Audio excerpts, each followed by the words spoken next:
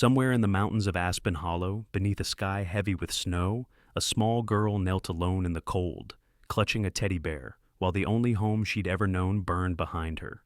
She had no one left, until a stranger and his loyal dog appeared through the storm. What happened next would change all of their lives forever. Would you have stopped if you saw that little girl on the road that night? Tell me, where are you watching from today? Let me know in the comments below. If you believe that love can heal even the deepest scars, hit subscribe and join us for more heartwarming stories like this one. May your day be filled with kindness, peace, and a little miracle of your own. The storm had been whispering all afternoon across the high ridges of Aspen Hollow, a small mountain town buried deep in Colorado's snowbelt, where pines stood like sentinels under the gray sky. By dusk, the whisper turned to a howl. Snow flurried across the valley, coating rooftops and muffling the world in a pale, suffocating silence. Through that silence came the sound of something breaking, a sob, sharp and small, swallowed by wind. On the porch of a decaying Victorian house, a little girl knelt in the snow. Emma Lee, 7 years old, had a delicate face marked by exhaustion. Her cheeks were flushed red from cold, her lips trembling. Strands of chestnut hair stuck to her wet forehead. She wore a faded pink sweater, 2 sizes too small, and clutched a teddy bear whose fur was singed on one side, its glass eye missing. Her body shivered not just from the wind, but from fear, the kind that seeps into a child's bones and stays there. The scent of smoke still clung faintly to her hair. Behind her, Clara Holt stepped out of the doorway, her red coat flaring like a warning flag against the white storm. She was in her mid-40s, tall, her sharp jawline accentuated by heavy makeup that never softened her face. Clara had once been the kind of woman people admired for her beauty, elegant, commanding, but years of bitterness had hollowed her eyes, leaving them hard as frost. She had lived her life believing she deserved more than this quiet town and blamed everyone, especially her late brother, for her stagnation. Now, even his orphan daughter became another reminder of what she hated most: weakness. Clara's husband, Dennis Holt, appeared behind her, hunched and wiry. His once dark hair turned prematurely gray. He carried the look of a man perpetually apologizing for his own existence. His voice rarely rose above a murmur, and when it did, it usually trembled. Dennis had once been a teacher before debts, and Clara's domineering nature broke whatever spine he had left. Tonight, he simply folded his arms and watched, as if cruelty were a show he had no power to stop. Clara's voice sliced through the night. "Get out of my sight, Emma. You don't belong here anymore." She hurled a small suitcase into the snow. The lock snapped, spilling its contents, Emma's few dresses, a cracked photo frame, and the teddy bear that landed face down beside her knees. Clara sneered. "Take your cursed little things with you. You brought nothing but ruin to this family." Emma's small hands trembled as she tried to gather her clothes. "Please, Aunt Clara," she sobbed, her voice fragile and broken.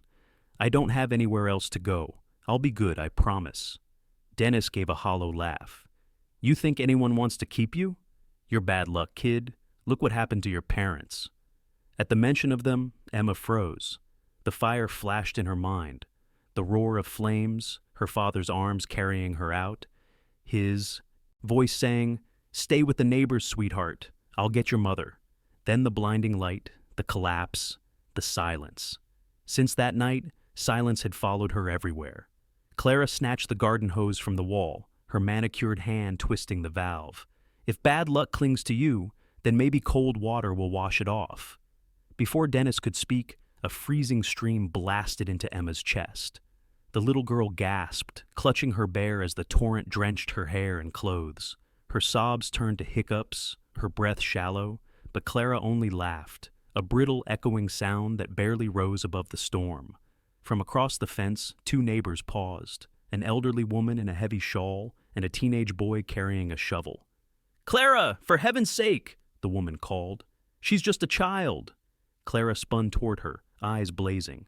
"This is my house, Ruth. Don't tell me how to deal with filth." The boy looked as if he wanted to help, but Ruth gripped his arm and shook her head. Everyone in Aspen Hollow knew the Holts had a reputation. Arguments, debt, and that temper of Clara's that once had nearly gotten her arrested after a church altercation. So they stayed silent. The gate creaked as they retreated. Emma remained kneeling, drenched, whispering to the teddy bear. "It's okay, Teddy. We'll be fine. We'll be fine." But her voice cracked, betraying the lie. Then came the low growl of an approaching vehicle, deep, deliberate, cutting through the wind. A black police SUV rolled to a stop at the gate.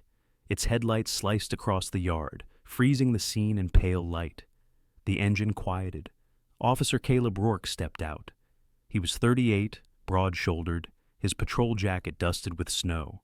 Years of field work had carved hard lines into his face, but his blue-gray eyes were steady, kind beneath the weight of fatigue. He had moved to Aspen Hollow 5 years ago after losing his wife and young daughter in a cabin fire, an event that left him with scars both physical and unseen. Since then, he had found solace only in duty and in Ranger, the German shepherd standing beside him. Ranger was 6 years old, with golden tan fur darkened by snow and rain. His right ear had a small notch from an old rescue mission. Once part of the K-9 unit, Ranger had saved more lives than anyone in the department. Though retired now, he never left Caleb's side. The two shared an unspoken rhythm, the bond of survivors who had both lost something to fire. Caleb took in the sight before him, the hose still running, the child trembling in the snow, the woman smirking. His jaw tightened. "What's going on here?" Clara froze, then forced a smile. "Officer Rourke, oh, this isn't what it looks like. My niece was being disobedient and—" "Disobedient?" His voice cut through hers. "She's a child, Clara, and it's 20 degrees out here." He stepped forward, his boots, crunching on the frozen ground, eyes locked on Emma. "Are you hurt, sweetheart?" Emma tried to speak, but only managed a whimper. Ranger patted closer, sniffing gently at her hand, then licked the ice off her fingers. The dog's warmth made her gasp softly. For the first time that night, she looked up. "Come on," Caleb said quietly. He removed his patrol coat and wrapped it around her shoulders. It was far too big, but the weight of it made her feel protected. Clara snapped, "You can't just take her. She's family." Caleb turned to her, voice calm but firm. "If this is how you treat family, then she's better off without it. I'll file the report and speak to Child Services. If there's any protest, we can settle it downtown." Dennis muttered something under his breath, but the officer's sharp gaze silenced him. Caleb lifted Emma easily, her small hands gripping his collar. Ranger followed close behind, his paws leaving deep prints beside Caleb's boots. The headlights cast long shadows across the yard as he walked away. Clara shouted after him, her voice rising with desperation. "You'll regret this, Rourke. You'll regret ever crossing me." He didn't answer. The car door shut with a solid thud, and within moments the SUV disappeared into the swirling white night. Inside the vehicle, the heat began to fill the space.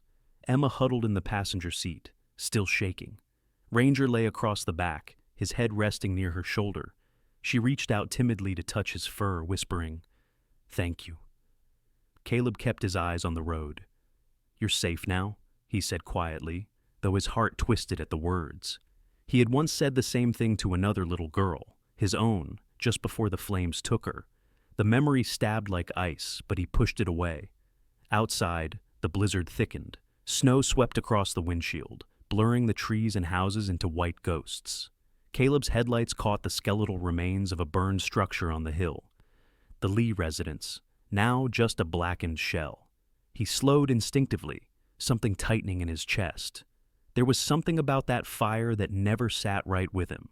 The missing smoke alarm report, the inconsistent timeline, the smell of gasoline. As they passed, Emma stirred, her eyes fluttered open, following his gaze. That was our house," she whispered, voice trembling. "Mom and Dad are still there." Caleb's grip on the wheel tightened. "No, kiddo," he murmured. "They're not there anymore. They're somewhere better." She turned toward him, eyes glistening. "Then why does it still hurt?" He had no answer, only silence, only the sound of the heater humming and the faint whimper from Ranger's throat, as if the dog too could feel the weight of her question. When they finally reached Caleb's small log cabin on the edge of town, the snow had softened into a gentle fall. He parked, turned off the engine, and sat there for a moment, staring through the windshield at the dim porch light. The same light had once guided him home to his wife and daughter. Now, it flickered like a hesitant heartbeat. He looked down at the sleeping girl beside him, her small fingers still gripping his sleeve. "Guess it's just you and me tonight," he said softly.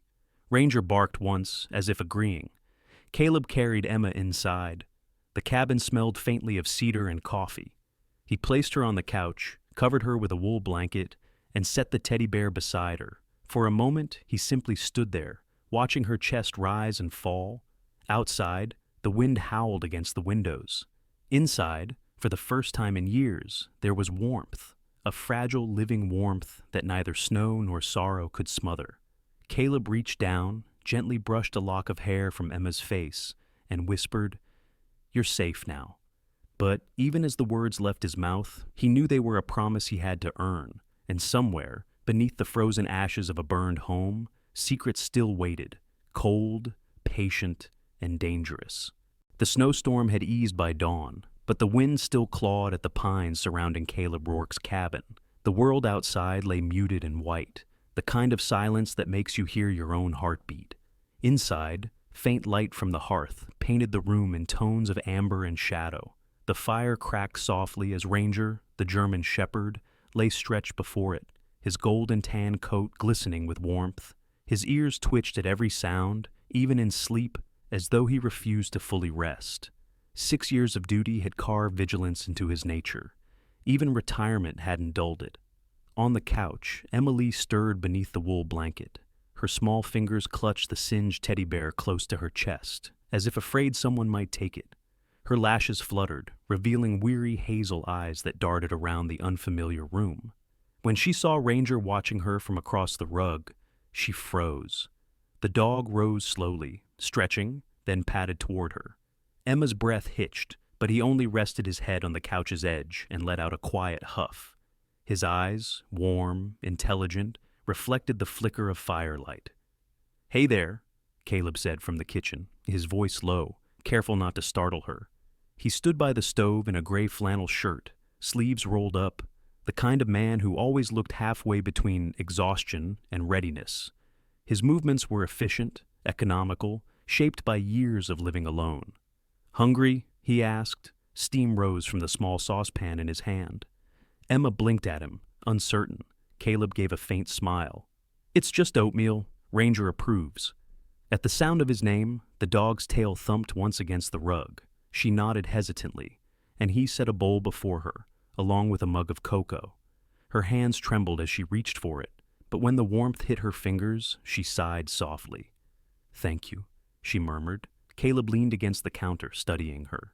The bruises under her eyes spoke of sleepless nights. The small burn marks on her wrist hinted at what she'd survived. "You're safe here," he said again, but his voice lacked the certainty he wanted it to have. After breakfast, Caleb called the sheriff's office to report what had happened. The line crackled, and Sheriff Dugan Miles's voice came through. Deep, measured, the kind of voice that belonged to a man who had seen everything twice and still doubted it the third time. "Rourke, you're telling me Clara Holt drenched a kid in freezing weather? That woman's trouble wrapped in perfume." Caleb exhaled. "I saw it myself. The girl's staying with me until we sort this out." Miles grunted. "Paperwork's going to be a mess. Child Services will want statements. I'll send someone by to take photos for the report." When the call ended, Caleb caught Emma watching him. "Are they going to send me back?" she asked, voice no louder than a whisper. "Not if I can help it," he said, and he meant it. Later that morning, a knock echoed through the cabin. Ranger barked once, sharp but controlled, padding to the door. Caleb opened it to reveal Dr. Marlene Cross, the town's veterinarian and Caleb's closest friend. She was in her mid-30s, with chestnut hair tied in a messy bun and eyes the color of strong coffee, warm but probing. Marlene had a calm, grounded air, shaped by years of caring for wounded creatures, both four-legged and human. A car accident in her 20s had left a faint scar along her left cheek, a reminder of survival and the reason she'd chosen medicine over comfort. "Dugan called me," she said, stepping in and brushing snow off her coat. Said you brought home a storm refugee. Her gaze softened when she saw Emma. Hey there, sweetheart. I'm Marlene. I help animals, but I know a few things about people too. Emma hid half her face behind the teddy bear. Caleb said, She's been through hell. Clara and Dennis threw her out last night. Marlene frowned. Figures. That woman never deserved custody of a goldfish, let alone a child. She crouched near Emma, her tone gentle. Mind if I take a quick look at you, just to make sure you're not too cold or hurt anywhere? After a long pause, Emma nodded. Marlene's examination was quiet, methodical. When she lifted Emma's left wrist, she noticed something metallic glinting under the edge of a half-burned bracelet. May I? Emma hesitated, then extended her arm. Marlene brushed away the soot and frowned. This looks like part of a micro device, almost like a timer fragment. Caleb leaned closer. A timer? As in something mechanical, maybe electrical. Could be from the fire. I've seen residue like this when we treated a dog rescued from a barn explosion last year. Caleb's expression hardened. The thought of that house fire being deliberate tightened something in his chest. You think it wasn't an accident? Marlene met his gaze. I think you already suspect that. Ranger let out a low growl, turning his head toward the window. The movement outside drew Caleb's attention. A figure stood by the pine line near the road. A tall man in a dark coat, motionless. When Caleb opened the door, the man was gone, leaving only boot prints leading to the woods. Neighbor? Marlene asked. Don't think so, Caleb muttered. Clara doesn't take kindly to visitors, but looks like someone's watching anyway. By noon, the storm had weakened into a quiet snowfall. Caleb decided to take Emma into town to file the report in person. He helped her into a borrowed coat and placed Ranger in the back seat of the SUV. The town of Aspen Hollow was small, a scatter of shops, a diner, and a brick courthouse that doubled as the sheriff's office. Snow muffled every sound except the crunch of their boots. Inside, the warm air carried the faint scent of coffee and paper. Deputy Sarah Langley greeted them at the counter. Sarah was in her late 20s, slender with a freckled face and keen green eyes. She had grown up in Aspen Hollow and joined the force after her father, a logger, died in a sawmill accident, a tragedy that made her quietly protective of anyone vulnerable. She gave Caleb a polite nod before her eyes drifted to Emma. This the girl? Caleb nodded. Name's Emma Lee. Parents died in the fire last month. Sarah's expression softened. Hey, sweetie, she said gently. We'll make sure nobody hurts you again, okay?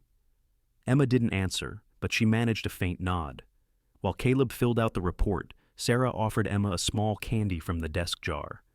These helped me when I was scared, she said. It was such a simple gesture, but Emma's eyes lit up as she unwrapped it, savoring the sweetness. When the forms were done, Sheriff Miles stepped out of his office, a tall man in his 60s with a white mustache and a limp from an old gunshot wound. Rourke, he said, extending his hand. Good work bringing her in. But you know how this goes? Holtz will spin their story, cry about misunderstandings. We'll need proof if we're reopening that fire case. Caleb's jaw tightened. I'll find it. Miles nodded slowly. You always do. Back at the cabin that evening, the wind had calmed and moonlight spilled across the snow. Emma sat by the hearth, drawing shapes in the ash with her finger. Are the stars the same ones my mom saw? She asked quietly. Same ones, Caleb said.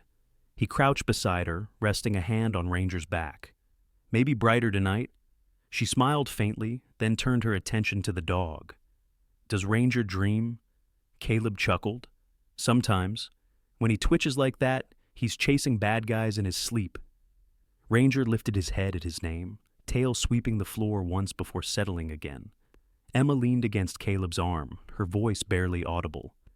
Then maybe he can chase the fire away too. For a moment, Caleb couldn't speak. The flames reflected in her eyes reminded him of another child, his own, whom he couldn't save. But tonight, as Ranger exhaled softly and the snow outside glowed like powdered silver, Caleb felt something shift inside him. Maybe, for once, he had been in time. He stood, checking the lock on the door out of habit. The boot prints near the woods lingered in his mind.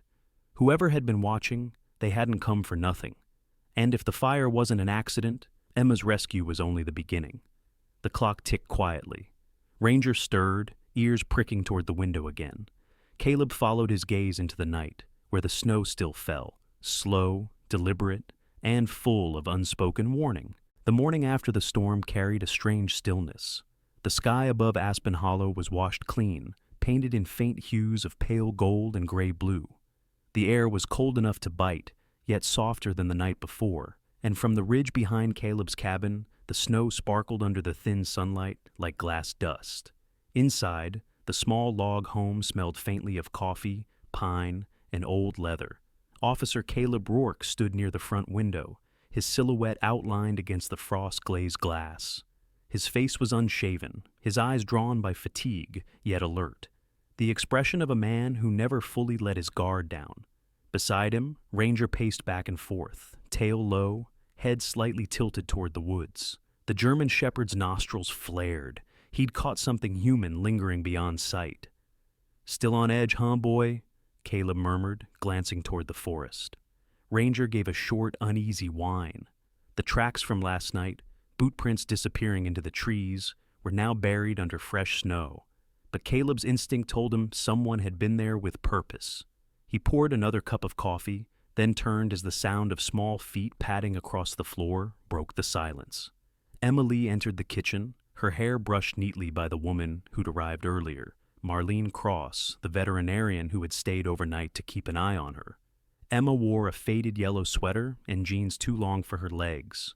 The sleeves covered her hands, which she used to clutch the teddy bear, now slightly cleaned, but still smelling faintly of smoke. Her cheeks had regained a hint of color, though her eyes still carried the wide, uncertain watchfulness of a child who didn't yet trust warmth to stay. "Morning," Caleb said softly. "Did you sleep any?" "A little," she answered, voice small but steadier than yesterday.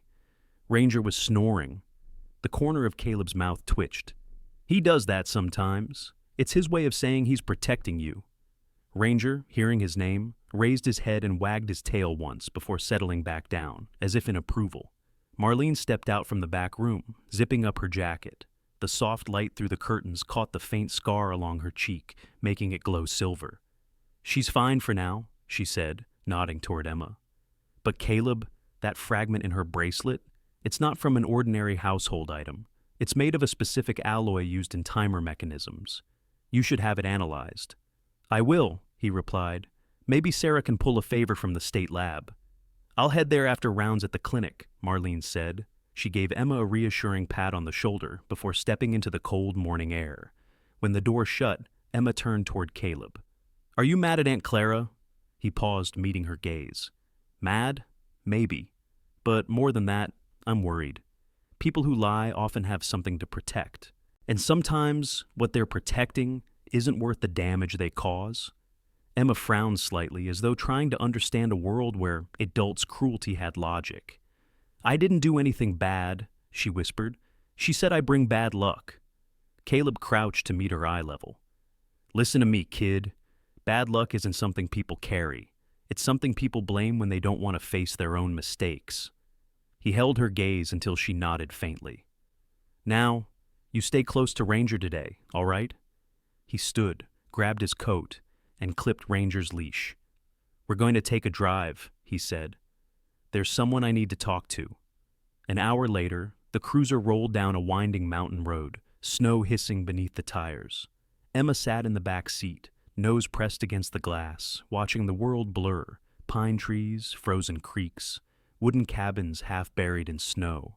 Ranger sat beside her, alert, his reflection mirroring hers in the window. They stopped before a small house near the edge of town, its porch sagging, a rusted pickup truck parked out front. A hand-painted sign by the door read, "Mike Henderson, Electric and Alarm Repairs." Caleb knew the name from old fire department records. When he knocked, the door creaked open to reveal Mike Henderson, a man in his 50s with a heavy beard and oil-stained hands. He was tall but slightly stooped, wearing a flannel shirt under a torn brown jacket. His blue eyes were clear, though rimmed with guilt, the kind that accumulates after years of compromise. "Officer Rourke," Mike greeted cautiously. "Heard you've been digging around that Lee fire again." "Just asking questions," Caleb said evenly. "Mind if I step in?" Mike hesitated, then sighed. Yeah, all right. Come in before the cold kills us. Inside, the small living room was cluttered with tools, wires, and half-fixed radios. The air smelled of solder and stale coffee. Emma stood quietly by the door, clutching her bear, while Ranger sat between her and Caleb, an unmoving shadow. Caleb wasted no time. You were the one who installed the smoke alarm system in Richard Lee's house, right? Years ago, Mike replied. Routine job. Then you were also the one who came back a few days before the fire to fix a malfunction. Mike's jaw tightened. You've been reading the logs. Tell me the truth, Caleb said. Did someone ask you to disable it? For a moment, Mike's gaze flicked toward Emma, then away. He exhaled, the sound shaky. Look, I didn't mean for anyone to get hurt. A woman came by, Clara Holt, said the alarms were tripping by mistake, scaring the kid. She paid me to disconnect one of the circuits until she could get replacements. I figured it was harmless. But it wasn't, Caleb said quietly. No, Mike whispered, staring at his hands. It wasn't. I reconnected it 2 days later, but someone had already cut the wire again. I never told anyone. I didn't want trouble. Emma's breath hitched. Caleb's expression darkened, but his tone remained calm. You'll make an official statement? Mike nodded slowly. Yeah, if it helps the girl, I'll do it. God knows I owe her that. Outside, the light had dimmed. Snow began falling again, thin and ghost-like. As they walked back to the car, Emma looked up at Caleb. Was it my aunt? He didn't answer right away. I don't know yet, he said finally. But we're getting closer.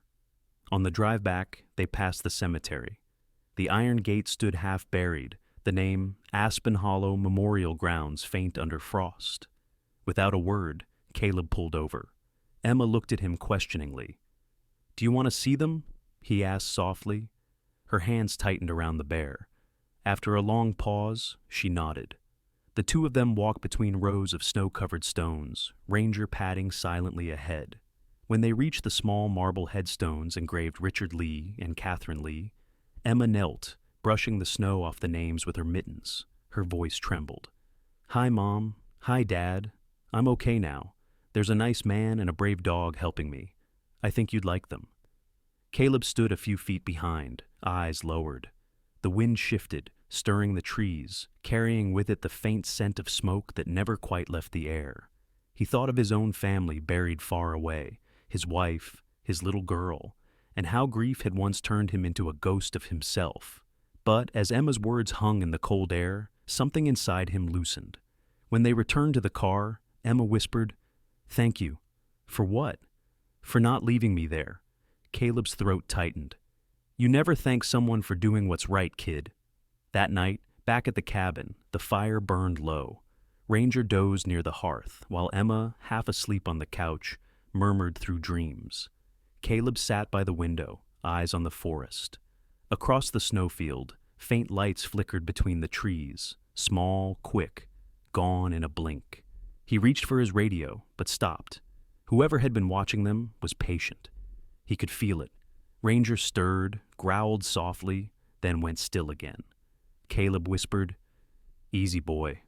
We'll find out who they are soon enough. He looked once more toward the sleeping child. The shadows danced across her face, but her breathing was calm, steady. For the first time since the fire, she looked at peace. Caleb knew that peace wouldn't last, not with the secret still buried beneath the snow, but for tonight, it was enough. Outside, the wind carried the low bark of a distant dog echoing through the valley. Ranger's ears twitched and his head lifted. Somewhere out there, danger was circling, and the storm that had begun with a whisper was preparing to rise again.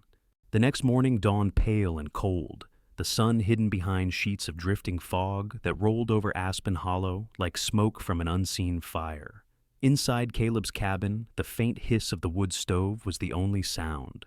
The night had passed quietly, but sleep had not come easily to anyone. Officer Caleb Rourke sat at the table with a half-empty mug of coffee, his eyes fixed on the open file in front of him, photos from the Lee fire. The edges of the pictures were worn, as though touched too many times. He traced a finger over the burned remains of the nursery, then turned to the page that listed the cause. Accidental electrical malfunction. He exhaled sharply. He didn't believe that anymore. Ranger, the German shepherd, lay near the door, head resting on his paws, but his eyes were half open and alert. 6 years of training had made him sensitive to shifts in emotion. He could read Caleb's tension better than words could express. Every so often, he lifted his head, ears pricking toward the window, then settled again, as if confirming the world outside still held its breath. From the small bedroom came the faint creak of the floorboards. Emily had woken. She appeared moments later, hair tangled, wearing one of Caleb's old flannel shirts that hung loosely on her small frame. Her cheeks were flushed from the warmth of the blanket, and though she still clutched the singed teddy bear, there was less fear in her step than the day before. "Morning, kid," Caleb said, closing the file quickly. "You hungry?" She nodded. "Ranger's already eaten," she added with a shy smile. Caleb glanced down. The dog wagged his tail once, guiltily licking his muzzle. "Traitor," he muttered, pretending to glare. Emma giggled softly, and for a fleeting second, the house felt alive again. Not with ghosts or silence, but with something gentler. While they ate breakfast, the phone rang. Caleb picked up, recognizing Deputy Sarah Langley's brisk voice on the other end. "Morning, Rourke. Sheriff wants you at the station. Says it's about the Lee fire and something else you need to see." "I'll be there in 30, Caleb said. He hung up, looked at Emma. "You okay staying with Marlene for a few hours?" Emma hesitated. "Will Ranger stay too?" Caleb smiled. He wouldn't have it any other way. A short while later, Dr. Marlene Cross arrived. Today she wore a heavy green parka, her cheeks flushed from the cold. Her calm confidence filled the room the moment she stepped in. "You sure she's not a handful?" Caleb asked as he zipped up his coat. Marlene raised an eyebrow. "You're talking about the girl or the dog?" "Both." "Then yes," she said with mock sternness. "I'll survive." When Caleb reached the sheriff's office, the air inside was heavy with the scent of old paper and burnt coffee. Sheriff Dugan Miles, tall and broad-shouldered with a face weathered by years of compromise, stood near the evidence board. His grizzled mustache twitched as he looked up. "Rourke," he greeted, his voice low and serious. "We've got something." Pinned on the corkboard was a photo of a man, Dennis Holt, Emma's uncle. Caleb's eyes narrowed. "Where did you get this?" Miles pointed at a report on his desk. "He cashed out his savings account 2 days ago. Bank teller said he was shaking. Clara wasn't with him. You think he's running?" Caleb studied the photo. Dennis's pale, nervous face stared back, like a man haunted by a truth too heavy to keep. "No," Caleb said quietly. "He's scared. If he's running, it's from her." "Clara?" Miles asked. Caleb nodded. "She's the one with motive, not him. But if Dennis knows something, we need to find him before she does." Miles sighed. "I'll issue a watch notice, but we're a small town. If he's hiding, he won't go far." Back at the cabin, Marlene and Emma were sitting on the floor, surrounded by scraps of paper and crayons. Emma was drawing something, a tall man, a little girl, and a dog beside a cabin under snow. "That's you and Ranger," she said brightly when Marlene leaned over. "And that's me." Marlene smiled. "You've got quite the eye for detail." Emma's expression darkened slightly. "I draw things I don't want to forget." There was silence for a moment, then Emma spoke again, quieter. "Do you think people who die can see us?" Marlene looked at her, the small hands smudged with color, the faint tremor in her voice. "I think they can see the love we keep for them," she said gently. "Love doesn't die. It just changes where it lives." Emma seemed to think about that. "Then maybe Mom and Dad can see I'm not scared anymore." Before Marlene could answer, Ranger suddenly stood, his head turning sharply toward the door. His fur bristled, a low growl rumbling in his chest. Marlene frowned, listening. A car engine, faint somewhere down the road. Then the crunch of tires over snow. Through the window, she caught a glimpse of a dark sedan pulling into the drive. 2 men stepped out, both in plain clothes. One was stocky, mid-40s, with a worn leather jacket and deep lines etched around his mouth. The other was younger, with thin lips and restless eyes. They introduced themselves as agents from County Child Services, flashing credentials that looked legitimate enough to fool anyone not trained to look closer. "We're here to speak with the child," the older man said. "Officer Rourke requested we evaluate her situation." Marlene's instinct prickled. Caleb hadn't mentioned a visit. "You'll have to wait until he's back," she said firmly.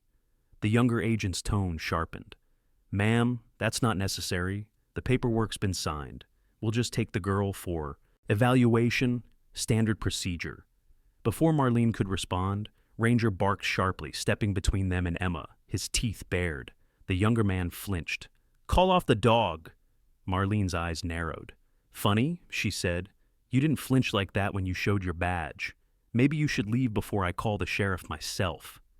There was a tense silence, broken only by Ranger's growl. The two men exchanged a glance, muttered something under their breath, then turned and walked back to the car. The sedan sped off down the road, tires skidding on the ice. Marlene locked the door, heart pounding. "You okay, sweetheart?" she asked Emma. The girl nodded shakily, petting Ranger's head. "They weren't real, were they?" "No," Marlene said quietly. "They weren't." When Caleb returned, Marlene told him everything. His jaw tightened. "Clara must be getting desperate," he said. "Those weren't social workers. They were probably hired hands trying to take Emma." He crouched beside the girl, his voice steady. "You're safe, kid. I promise."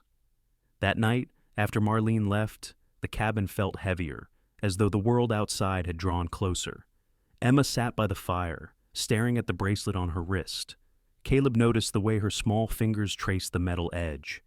"You miss them," he said softly. She nodded. "Sometimes I think I still hear them, when it's quiet, like the house is breathing." Caleb swallowed. "That's not them haunting you, Emma. That's memory reminding you you're not alone." He turned toward the window. The moon was rising, pale against the snowfield. Two shadows crossed it, his and hers, reflected on the glass. For a brief second, they looked like a family. Ranger lay between them, his ears perked, eyes half closed, but awake. When the fire crackled, Emma flinched slightly. Caleb reached over, resting a hand gently on her shoulder. "You're safe here," he said again. This time, he almost believed it. But as the clock ticked past midnight, Ranger's growl returned, low, uncertain, directed toward the woods. Caleb rose, hand instinctively finding his gun. He peered out the window and caught it, a flicker of movement among the pines, someone watching, again. He whispered, "Stay with her, boy." Then, pulling on his coat, he stepped out into the biting cold. The snow swallowed his footsteps, and the night closed in. The house behind him glowed faintly through the fog, a fragile beacon in the dark. Two shadows inside, guarded by one loyal heart on four legs. And somewhere beyond the tree line, danger moved quietly, waiting for the right moment to strike. The sun crept over the mountains of Aspen Hollow, painting the snow-covered valley in hues of amber and silver. Frost clung to every branch, and the air shimmered like glass when touched by light. Inside the small cabin at the edge of town, Emily sat at the kitchen table with her school bag in front of her. Her small hands fidgeted with the zipper, as if it were some great complicated puzzle. Across from her, Officer Caleb Rourke poured coffee into a chipped mug, his movements slow and deliberate. He wore his Navy patrol uniform, the fabric slightly faded at the shoulders. His expression was both calm and watchful, a habit formed from years of reading danger before it spoke. Emma wore a woolen dress that Dr. Marlene Cross had brought the day before, along with a knitted hat that was slightly too big. Her long brown hair peeked from beneath it, falling into her eyes whenever she looked down. She was nervous. It was her first day returning to school since the fire. Ranger, lying beside the door, seemed to sense her unease. The German shepherd raised his head, amber eyes following her every movement. When she dropped her pencil, he nudged it back toward her paw, like with his nose, earning a faint smile. Caleb checked his watch, then knelt beside her. "You'll be fine, kid. I'll drop you off myself. And if anyone bothers you—" He paused, glancing at Ranger. "We both know who they'll have to answer to." Emma giggled softly. "You mean Ranger will bite them?" "Only if they deserve it," Caleb said with mock seriousness. By the time they reached Aspen Hollow Elementary, the small schoolyard was already alive with noise. Boots crunching snow, laughter echoing between the swings, the faint creak of the flagpole rope tapping against metal. The building itself was an old red brick structure, with frost webbing its windows and a bell tower that leaned slightly to one side. Children ran past, their breath puffing in the cold air. Emma's steps slowed as she clutched her backpack straps tighter. Caleb noticed the fear in her eyes, the fear of being watched, whispered about, judged. He rested a gloved hand on her shoulder. "Remember what I said.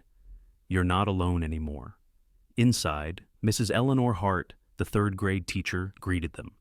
Eleanor was in her mid-30s, tall and graceful, with chestnut hair tied in a neat bun.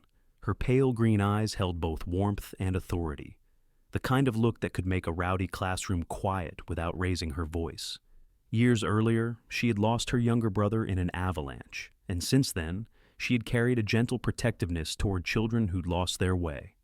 Her calm presence often reminded Caleb of sunlight through a church window, steady, reassuring, and a little sacred. "Officer Rourke," Eleanor said kindly, shaking his hand. "And you must be Emma." She bent slightly to meet the girl's eyes. "We're very happy to have you back. Your seat's by the window. You'll like it there. The snow makes beautiful patterns on the glass when the sun hits it." Emma nodded timidly. Caleb lingered for a moment longer than he meant to, watching her walk to her desk. She sat quietly, clutching her teddy bear in her bag, as whispers rippled through the class. Eleanor's gaze swept the room like a silent command, and the whispers died. As Caleb left, Ranger pressed his nose against the glass door, watching Emma until she disappeared down the hall. The morning passed without incident, but during recess, the inevitable came. A group of older kids, led by Derek Mills, a freckle-faced boy with a permanent smirk and a reputation for pushing others around. Derek's father owned the local hardware store, and he had inherited both his father's arrogance and his lack of empathy. He leaned against the snow-covered bench, tossing a snowball between his hands. "Hey, orphan girl," he called. "Is it true your house burned down because of you?" Emma froze. The other kids giggled. Derek's friend, a tall, thin boy named Josh, chimed in. "Bet she's cursed. Look at her eyes. Bad luck." Emma's cheeks flushed crimson. She wanted to run, but before she could, a voice broke through the crowd. "Enough!" Mrs. Hart's tone was quiet, but carried steel beneath it. She stepped between the children, her posture straight, her eyes cold. "Derek, you will apologize. Right now." The boy hesitated, shrinking under her gaze. I was just joking." "There's no humor in cruelty," she replied sharply. "Say it." "I'm sorry," Derek muttered, staring at his boots. Mrs. Hart's eyes softened only slightly as she turned to Emma. "You have nothing to be ashamed of. Do you understand?" Emma nodded weakly. The teacher placed a gentle hand on her shoulder. "Come with me." Back in the classroom, Mrs. Hart handed her a small notebook, its cover a soft shade of blue. "Whenever the world feels too loud, write it here. It helps." Emma opened the book.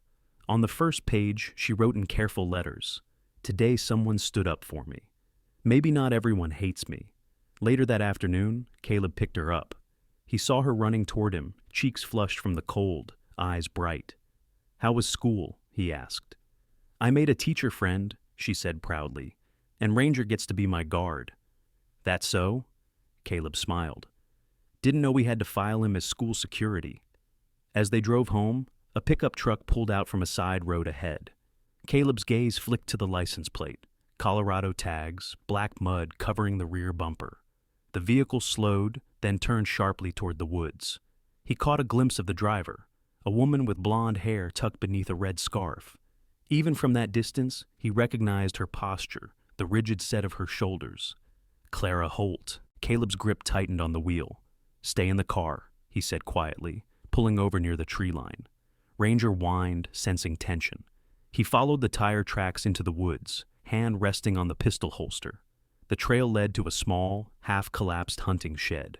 Inside, he found evidence of recent occupation, cigarette butts, a thermos, and a torn map marked with a red circle around his property. When he returned to the cruiser, Emma looked up anxiously.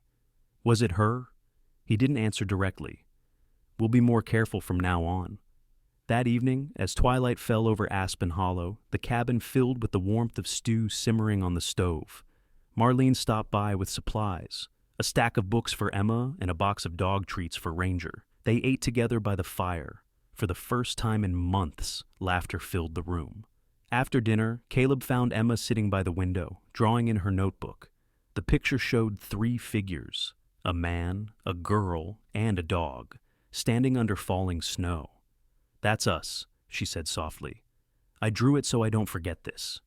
Caleb watched her for a long moment. "You won't have to," he said finally. When she went to bed, Ranger curled at her feet, his head resting near the blanket edge.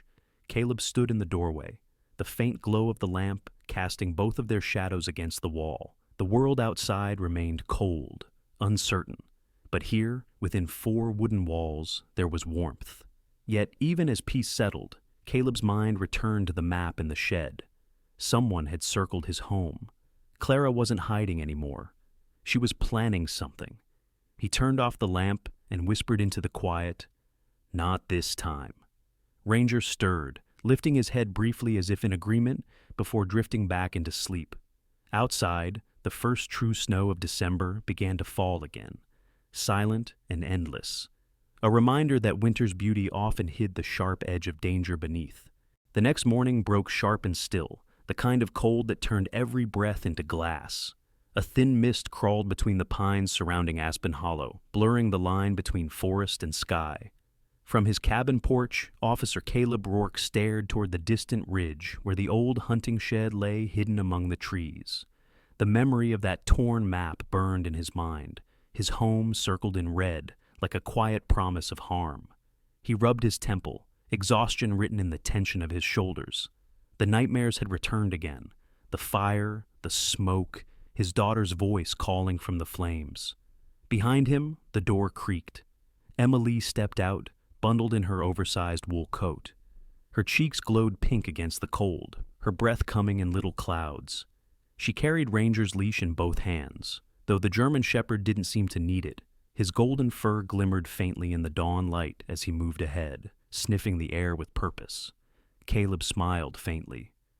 "He's more reliable than an alarm system," he muttered. They took their morning walk along the frozen path that wound behind the cabin, the snow crunching beneath their boots. The silence was comforting, until Ranger stopped suddenly, his muscles stiffening, tail rigid. He sniffed the air again, then growled low. Caleb's hand instinctively went to his holster. "What is it, boy?" A figure appeared from behind a line of spruce trees, tall, wrapped in a dark coat. Caleb tensed but relaxed slightly when he recognized Deputy Sarah Langley. She lifted a hand in greeting, her breath visible in the icy air. Sarah was in her late 20s, slim but strong, her red hair tied in a tight braid that peeked from beneath her fur-lined cap. Her face was pale from the cold, but her sharp green eyes still held their calm, professional gleam. Caleb had always admired her. She was steady under pressure, quietly compassionate. After her father's death in a sawmill accident years ago, she had learned how to stand tall in the face of loss. "Didn't mean to spook you," Sarah said, stepping closer. "Sheriff sent me. We found something last night." Caleb frowned. "Found what?" She reached into her pocket and handed him a photo. It showed a rusted sedan abandoned off Route 17 near the edge of the frozen creek. "It's registered to Dennis Holt," she said. The inside was a mess. Blood on the seat, no sign of him. "We're running DNA now." Emma looked up at Caleb, eyes wide. "That's my uncle, right?" Caleb nodded slowly, tucking the photo away. "Yeah, that's him." Sarah glanced at the girl with gentle pity before turning back to Caleb. "I'll be at the office if you find anything. Sheriff's worried this might get ugly." After she left, Caleb exhaled heavily. The forest seemed quieter than before, too quiet. Ranger whined softly, pressing against his leg. Caleb looked down at Emma.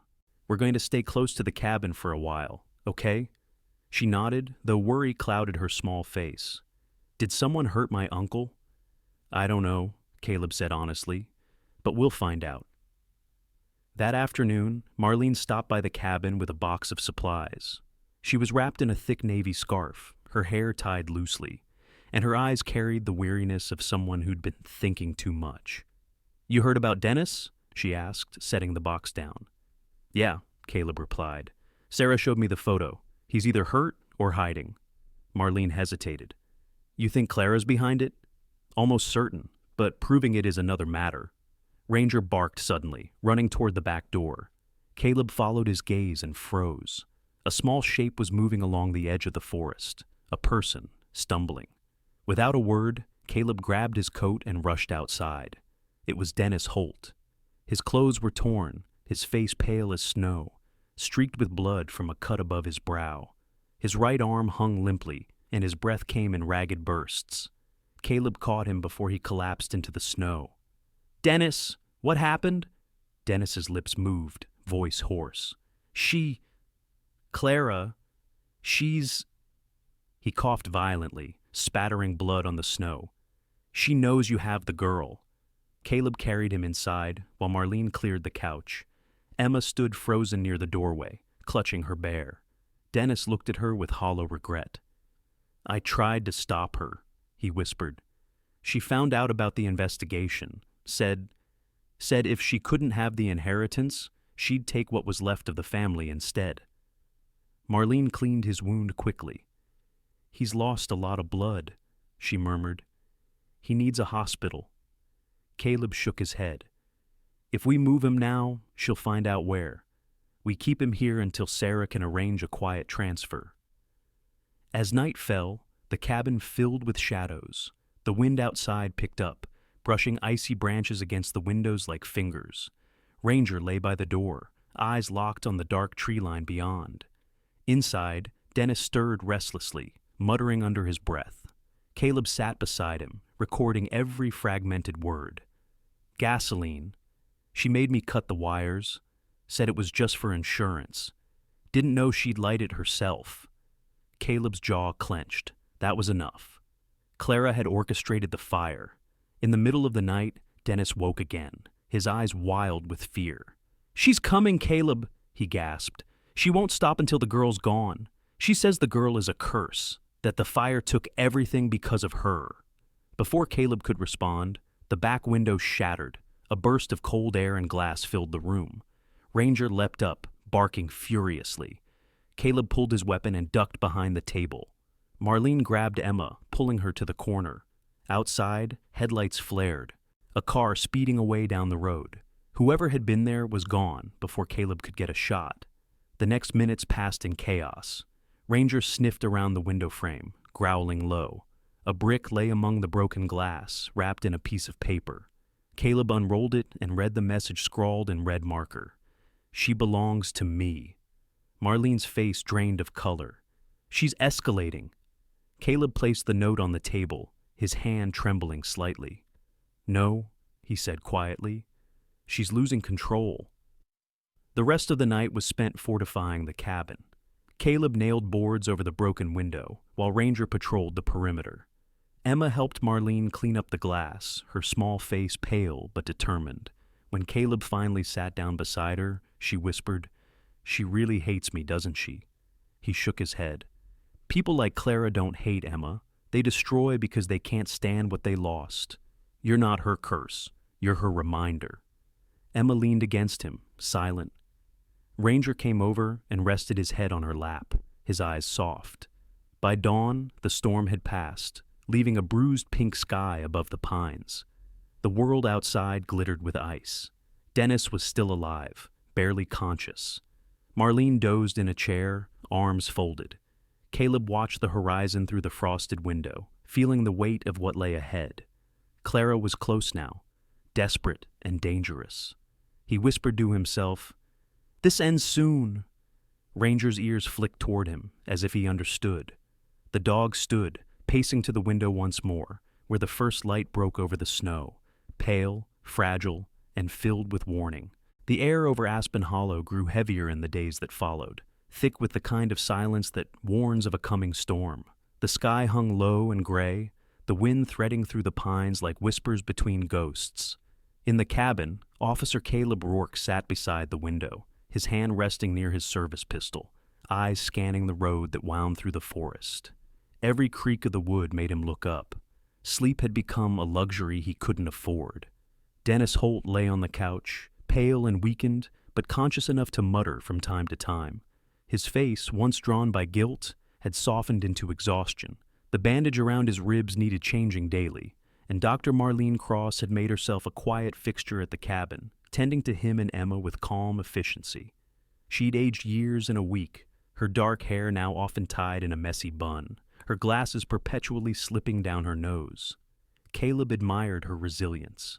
After losing her husband in a mountain rescue years ago, she had chosen to stay in Aspen Hollow, devoting herself to the townsfolk.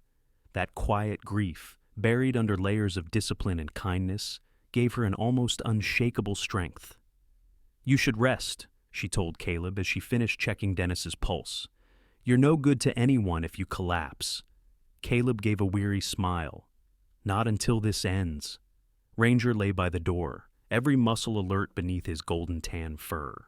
He was 7 years old now, old enough to know when fear was in the air, young enough to still move like lightning. His deep amber eyes never strayed from the window, his low growls occasionally vibrating through the wooden floor like a heartbeat of warning. That afternoon, Deputy Sarah Langley arrived, her patrol truck kicking up powdery snow. She entered briskly, removing her gloves. "We found Clara's car," she said without preamble. "Abandoned near the old quarry. The tire tracks go north. Looks like she's heading toward Pineville Pass." Caleb's jaw tightened. "That's 20 miles of mountain road with no backup. She's smart. She's hiding somewhere close." Sarah hesitated. "We found something else in the car. A photo." She handed it to him, a picture of Emma, taken recently, printed from a zoomed-in shot. "This wasn't taken from far away," Sarah said. "She's been watching." Caleb's knuckles went white around the photo. "Then she's closer than we think." Emma sat by the table, coloring quietly, though her eyes kept flicking toward them. "Is she coming back?" she asked softly. Caleb crouched beside her, forcing steadiness into his tone. "Not if I can help it." That night, the storm broke. Snow fell in sheets, thick and relentless. The world outside turned white and formless. Marlene and Emma went to bed early, while Caleb and Sarah stayed by the fire, going over the map of the valley. They marked likely hiding spots, including the old lumber mill near Frost Creek, a place long abandoned since the floods 10 years ago. "Could be where she's keeping supplies," Sarah said, her finger tracing the area. "If she's planning something, it'll be soon. She's cornered." Caleb nodded grimly. "Then we go at first light." They didn't make it to morning. At around 2 a.m., Ranger's sharp bark shattered the quiet. Caleb was on his feet instantly, gun drawn. The dog stood rigid, staring at the window. The faint orange flicker of light reflected in his eyes. "Fire," Caleb muttered. He burst out the front door, the wind slamming into his face. The barn at the edge of the property was ablaze, flames clawing into the sky, sparks leaping into the snowstorm. "Sarah, get Emma and Marlene out!" Caleb shouted, sprinting toward the inferno. Ranger bounded ahead, barking fiercely. The heat hit them like a wave. Caleb yanked open the barn door, choking on smoke. Inside, a lantern had been knocked over, and beside it, tied to a beam, was a canister of gasoline rigged to spread the flames faster. It was deliberate. Ranger barked toward the far wall, where a shadow moved. Caleb raised his weapon. "Show yourself!" A voice came from the smoke, cold and venomous. "You took everything from me, Caleb. Everything." Clara Holt stepped into view. Her blonde hair was matted with snow and soot, her eyes wild. Her once elegant face was ravaged by grief and obsession. She wore a dark coat torn at the sleeve, and in her trembling hand she held a revolver. "Put the gun down, Clara," Caleb said evenly. "It doesn't have to end like this." "You think I want it to end?" she hissed. "You stole her. You turned my niece against me. You're no savior. You're the curse she brought." Ranger growled, teeth bared. Clara's gaze darted to the dog, then to Caleb. "Step aside, or I swear." The gunshot split the night. The bullet missed by inches, shattering a beam behind Caleb. Ranger lunged forward, tackling her to the ground. The gun slid across the floor. Caleb kicked it away, pinning her wrist. "It's over." But Clara laughed, a broken, hollow sound. "You don't understand. I already started it." Caleb froze. Through the crackle of flames, he heard another sound, the faint click of metal.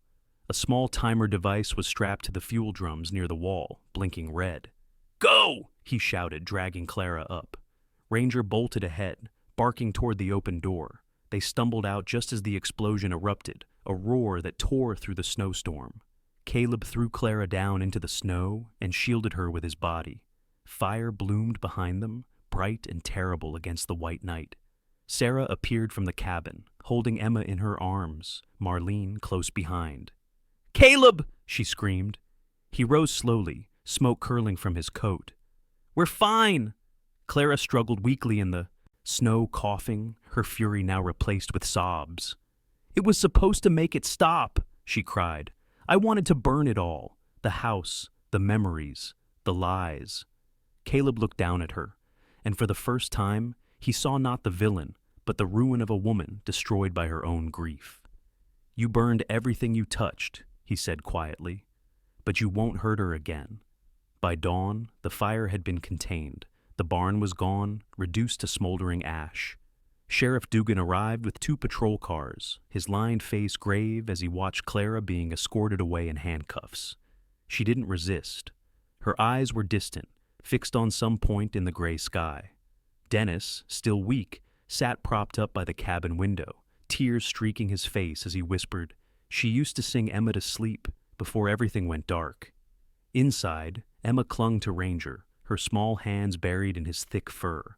Marlene wrapped a blanket around her shoulders. "You're safe now," she murmured, though her voice trembled. Caleb stood in the doorway, watching as the sun rose pale and uncertain. Ranger padded to his side, pressing close. "We're still here, boy," Caleb said softly. "That's what matters." For the first time in weeks, he felt the weight of dread begin to lift, like smoke thinning after a storm. The snow had begun to melt, revealing patches of brown earth beneath the white crust, as if Aspen Hollow itself was exhaling after a long, bitter winter. A pale sun climbed slowly over the ridge, casting light on the courthouse at the center of town. It was an old brick building with tall windows, and a clock that had stopped years ago at 3:17, the moment of a forgotten quake. On this morning, however, every minute seemed alive, pulsing with the tension of what was about to unfold. Inside, Officer Caleb Rourke sat on the wooden bench near the front, his uniform crisp, his eyes sharp despite the sleepless night. Beside him, Emma Lee clutched her small teddy bear, wearing a navy dress that Dr. Marlene Cross had pressed for her that morning. The girl's brown hair was neatly braided, her boots polished, but her hands trembled in her lap. Marlene, seated behind them, offered a reassuring nod. Her face carried both exhaustion and quiet defiance. She had testified in dozens of cases as a doctor, but this one felt personal, as if the line between witness and family had vanished. Ranger, though not allowed inside, waited obediently outside the courthouse door, lying in the sun with his chin on his paws. His ears flicked at every passing footstep, and occasionally he would let out a soft huff, as if impatient for the ordeal to end. When the gavel struck 3 times, silence filled the room. The judge, Henry Callahan, an older man with a silver mustache and a voice like gravel, looked over the gathered crowd. He had been serving in Aspen Hollow's district court for over 30 years, known for his unyielding sense of justice and quiet compassion. His son had died in a house fire many years ago, and since then, his courtroom had been a place where truth felt sacred, almost spiritual. "Court is now in session," Judge Callahan declared. "We are here to hear the case of Clara Holt, charged with arson, child endangerment, and attempted murder." The murmur that ran through the audience was quickly hushed. At the defense table sat Clara Holt, her once polished beauty faded, her blonde hair streaked with gray, hung loose around her face.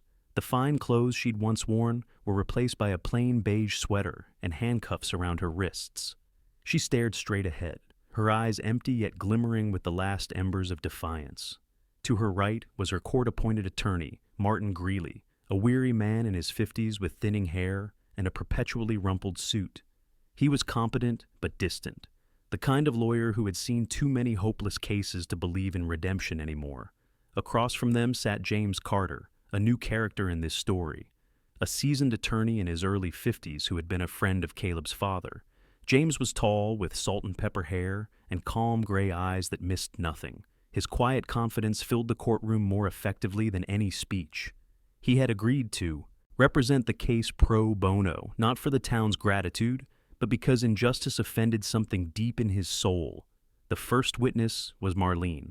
She spoke clearly, her voice steady. "When I found Mr. Dennis Holt injured at Officer Rourke's residence, he confessed that the fire which killed the Lees was deliberate. He said Mrs. Holt ordered it to secure control of their estate." "Did he mention how?" asked James. "He said she tampered with the alarm system, cut the wires, and used gasoline." Clara suddenly snapped, her voice cracking like ice. "He lied! He wanted to ruin me because he couldn't handle the truth." The bailiff's voice cut through the outburst. "Mrs. Holt, you'll remain silent unless addressed." Judge Callahan's gaze hardened. "You will have your turn, Mrs. Holt." "Continue, doctor." Marlene finished calmly, and when she stepped down, she glanced briefly at Emma, her eyes softening with quiet pride. Then came Dennis's turn. The man looked thinner, fragile. His arm was still in a sling, and his face was marked by both guilt and relief. He avoided Clara's glare as he took the stand. "I helped her," he said hoarsely. "At first I didn't know what she planned. She said it was just to scare them, make them sell the house. But when the fire started, she locked the door." A wave of whispers swept through the room. Caleb's fists clenched, and even James had to steady his expression. Clara sat motionless, her lips trembling, as if disbelief itself was all she had left to cling to. When it was Emma's turn, the entire courtroom seemed to hold its breath. She walked slowly to the stand, holding her teddy bear tightly. Judge Callahan smiled faintly, his stern face softening. "You can keep your friend with you, young lady," he said gently. Emma nodded, eyes wide. James approached, crouching so he wouldn't tower over her. "Emma, do you remember that night, the night of the fire?" Her small voice trembled. "Yes, sir." "What happened?" "I woke up and smelled smoke. Daddy told me to hold on to Mommy's scarf and not let go. He carried me out, then ran back in. I waited. He didn't come back." She paused, tears welling up. "When I looked back, I saw someone by the window. It was my Aunt Clara. She was watching." The courtroom erupted in gasps. Clara's face turned ashen. She shook her head violently, whispering, "Lies. She's lying." But the damage was done. Even Martin Greeley lowered his eyes, as though weary of defending the indefensible. Finally, James played the last piece of evidence, an audio recording taken from Dennis's phone.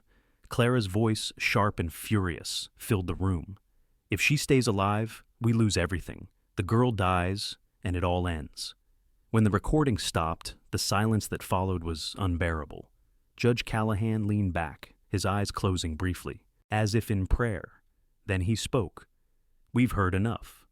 After a brief recess, the judge returned and delivered the verdict. "Clara Holt, the evidence presented against you is clear and overwhelming. You are hereby sentenced to 20 years in state prison without parole for arson and attempted murder. May this serve as justice for the innocent lives lost." A murmur of relief swept through the crowd. Emma buried her face into Caleb's chest, crying softly. He held her close, whispering, "It's over. You're safe now."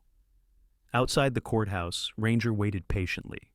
When Emma ran to him, he wagged his tail and pressed his head into her coat. The snow around them glistened under the thin winter sun, no longer blinding, but gentle. Marlene joined them, her eyes glistening. "She'll need time," she said quietly. Caleb nodded. "So will I." James Carter stepped out, tucking his files under his arm. "You did right by her, Caleb. Not many men would have fought this far." Caleb looked down at Emma, then at Ranger, who stood watching the road as if expecting another storm. "I just couldn't walk away again." As they walked home through the slushy snow, Aspen Hollow felt different, lighter, almost forgiving. The people who once whispered about the cursed child now greeted them with nods, even smiles. The weight of silence had finally lifted. At the cabin that evening, Emma wrote in her blue notebook, "Today, I saw the woman who hurt my family, but I also saw people who protected me. I think this is what hope feels like." Caleb read the words after she fell asleep. The fire crackled softly in the hearth. Outside, Ranger dozed by the door, his chest rising and falling in rhythm with the wind. For the first time in a long while, Caleb allowed himself to believe that peace might last. He reached over and turned off the lamp, the shadows dancing on the walls like old ghosts finally fading. Spring came to Aspen Hollow, not as a sudden miracle, but as a quiet surrender. The snow melted reluctantly, retreating into the creeks and gullies, leaving behind patches of soft green and the scent of thawing pine. Birds returned to the valley, filling the crisp air with the hesitant melody of new beginnings. For the first time in months, the mountain no longer felt like a graveyard of old sorrows. It felt alive. Officer Caleb Rourke stood on the porch of his cabin, watching the horizon glow pink in the early dawn. The scars of winter were still there, the charred remains of the barn, the faint smell of smoke that never quite left the wood. But there was peace in the quiet. Ranger, the German shepherd, sat beside him, ears twitching as he watched a pair of deer move through the meadow. His fur had grown thicker through the cold, streaks of gray now blending into his golden coat, giving him the regal look of an old guardian. Behind them, laughter rang from inside.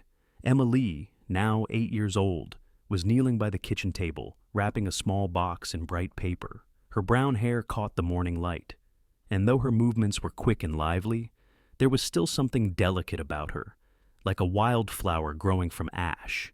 Across the room, Dr. Marlene Cross was pouring coffee, her sleeves rolled up and her tone half amused, half maternal.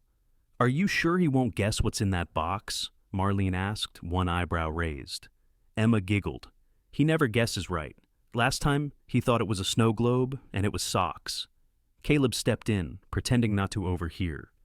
"If you two are conspiring against me again, I want legal representation." Marlene smirked. "You already have James Carter. He's dropping by for dinner, remember?" James, the lawyer with salt and pepper hair and calm eyes, had become almost a family friend since the trial. Though reserved by nature, he had a gentle humor that emerged when he was off duty, and Emma adored him because he always listened to her stories as if they were sworn testimony. The cabin that once echoed with silence now buzzed with life. After Clara's sentencing, the town's view of Emma changed drastically. The whispers faded, replaced by smiles and waves when she walked through the market. The townsfolk even organized a small fundraiser to rebuild the barn. Among the donors was Father O'Malley, the elderly priest from St. Peter's Chapel, a thin man with soft eyes and trembling hands who had lived in Aspen Hollow his whole life. He visited the cabin once a week, bringing fresh bread and quiet blessings that lingered in the air like incense. "Pain," he once told Caleb while watching Emma and Ranger play in the yard, "is not erased by time. It's healed by purpose. You've given her that, and she's given it back to you." Now, months later, that truth had settled into Caleb's bones. At noon, they drove into town for Emma's birthday picnic. The park near the frozen lake had begun to thaw, the ground damp but sprinkled with wild violets. The townspeople had helped decorate a gazebo with yellow ribbons and sunflowers.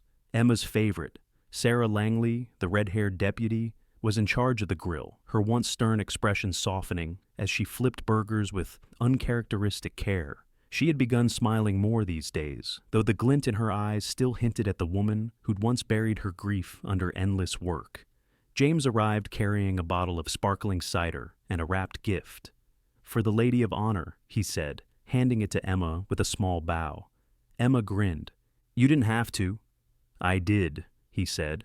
"Court orders." Laughter rippled through the group. Even Caleb smiled, a real unguarded one. As the afternoon stretched on, the picnic became a celebration not just of Emma's birthday, but of survival itself. Children ran with kites, the wind carrying their laughter across the lake. Marlene chatted with Father O'Malley, whose frail frame seemed lighter under the sunlight. Caleb sat by a tree, watching Emma chase Ranger across the grass.